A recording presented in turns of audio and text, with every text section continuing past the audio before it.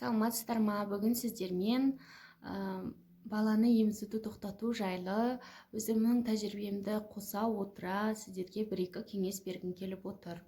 Ең бірінші қағида бұл ана мен бала дайын болу керек. Себебі сіз балаңыз міндетті түрде жылайтын болады. 2-3 күн кейбір балалар бір аптаға дейін түнімен ұйықтамай қояды. Соған шыдайтындай төзім керек болады. Өзіңізді кінәлі сезінуіңіз мүмкін. Ондай жағдайдан мысалы балаңыз ситуацияға қарайсыз ғой, өзіңізді жұбата алатындай ситуацияда болу керек. Бекерден бекер емізгім келмеді болды деп шығарып тастасаңыз өзіңіз деген секілді. Бірақ бастапқы 1-2-3 күнде сәл-сәл сауатын болсаңыз, жаңағы кеудеңіздегі сүт тартылу 4-5 күнге дейін созылуы мүмкін. Бірақ сіз қатты қиналмайсыз, егер жаныңызда адам болмайтын болса. Егер жаныңызда адамдар болатын болса, саумай қойғаныңыз дұрыс, себебі тез тартылып кетеді. Бірақ қатты ауырсыну болады. Сол кезде балаңызды қарасатын, түнде де қарасуы мүмкін, себебі қолыңызды не көтере алмайсыз, жай кеудеңізге бір зат тиіп кетсе, балаңыздың қолы да тиіп кетсе, қатты ауырсыну сезімі болады. Сондықтан өздеріңіздің жағдайларыңызға қарайсыздар. Мен көбінесе осындай молокосос қолдандым, қарапайым ең арзаны. Кеудемізде сәл сүтті мына жердегі объем көріп тұрсыздар ғой, осығанға дейін ғана сауып аламын. Сонда аз ғана, егер организм мұна сауып жатыр деген организм қайтан сүт береді ғой енді. Бірақ осы мөлшерде ғана береді, осы мөлшерде ғана керек екен деп. Енді сіздерге қолдануды білмейтін адамдарға көрсете кетейін.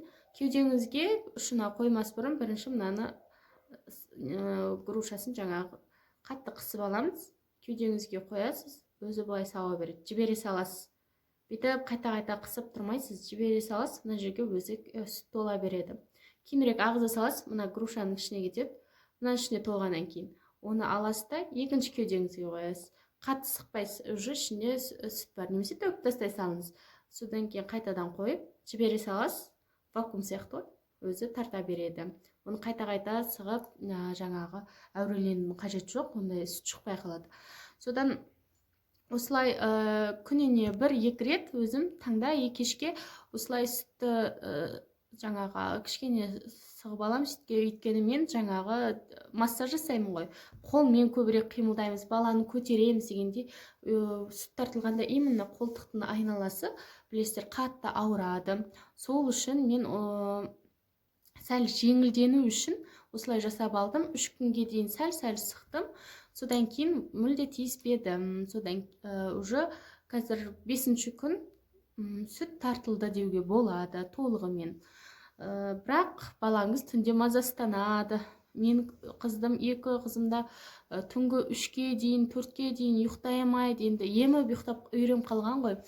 Ұйықтай алмай, қиналып, өкпелеп дегендей сондай жағдайлар болды, бірақ шыдауымыз керек. Енді менікі 1 жас 7 ай есі біліп қалған кезі болды, 2-ші қызым шығарған кезде. Ол кішкене еркелеп, ешкімге көнбей, в общем, қиынырақ болды. Бірақ енді уже нормально уақыт деп ойлаймын, шығардым. Қазір үйреніп кетті. 5-ші күні түнде арасында тұрады, су ішкісі келеді, может, қазір шілде айы болғаннан кейін енді шөл дейді ғой бәрібір. Су беремін деген сияқты, бірақ қарны ашып, нан сұрап жатқан жоқ. Енді үлкен қызымда мен қыздарымның арасы 1-ақ жас.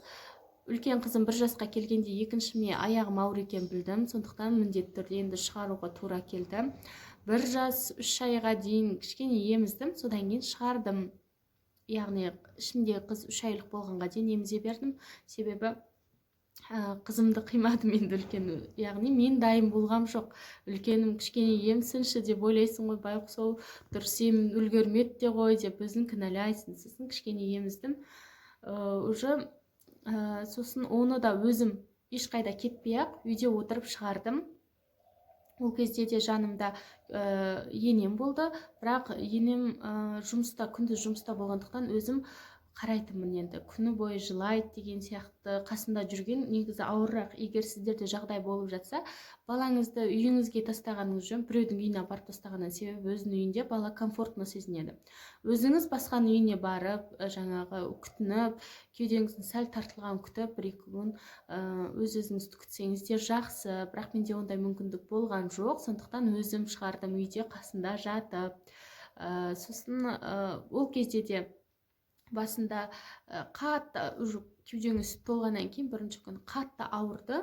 Содан мен шыдамай біріншісінде еміз қойдым, бірінші қызымда. Содан енем айтты, жоқ болмайды үйтуге. Шығардым ба, балаға да қиын болады, оған да стресс, толық шығар деп.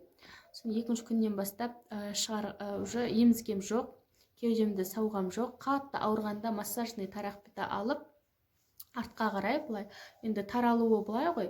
Егер сіздің кеудеңіз қатқап, мысалы сүт шықпай жатса, ұшына қарай тараушы едіңіз ғой, ал бұл тартылу үшін, сүт денеге таралу үшін артқа қарай тарайсыз, жан жаққа, қолтыққа қарай. Мына қолтық тұсы қатты ауырады негізі.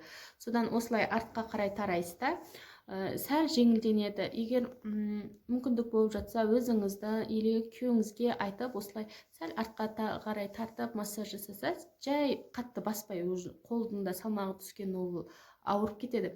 Сәл жасасаңыздар, біраз жеңілдік болады. Содан кейін кейбіреулер мысалы бұрыш жағып қойдым, баланы қорқыту үшін деген сияқты болып жатады ғой. Мен зеленка жақтым.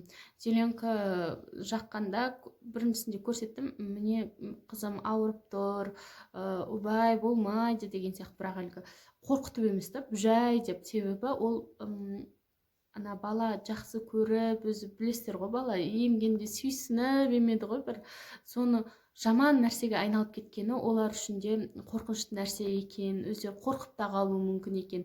Сондықтан жай ауырып тұр, ой деп кішкене ауырсынуды білдірсеңіз, бала келмейді. Екі қызымда да зеленка жақтым, екеуі де қорқытқан жоқпын, жай ғана осылай ауырып тұр деген сияқты өздері де уайымдап кетеді, убай деп, әйш деп кетіп қалады. Жазылсын деген түрі ғой. Қазір екі қызымда енді болды, уже тәжірибем, шүкір деймін, нормально қазір жағдайым, уже 5-ші күн. Содан сіздерге де осындай пайдалы ақпарат болсын.